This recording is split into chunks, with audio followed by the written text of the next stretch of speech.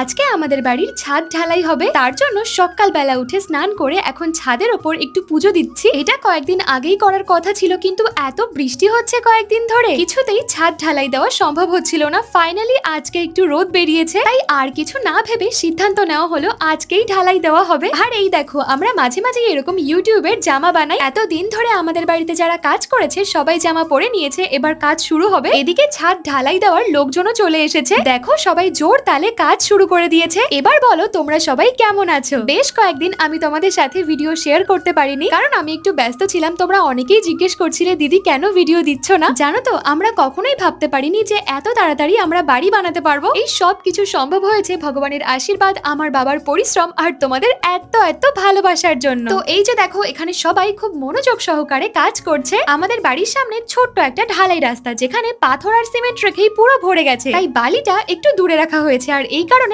কাজ করতে একটু লেট হয়ে যাচ্ছে। তবে আমাদের মিস্ত্রিরা ভীষণই ভালো কাজ করে। দেখো দেখতে দেখতে আমাদের ছাদ ঢালাই পুরো কমপ্লিট হয়ে গেছে। এবার ওনাদের জন্য মিষ্টি আনা হয়েছে, যারা সারা দিন ধরে এত কাজ করেছে। তো আজকের ভিডিওটা এই পর্যন্তই, দেখা হচ্ছে পরবর্তী ভিডিওতে।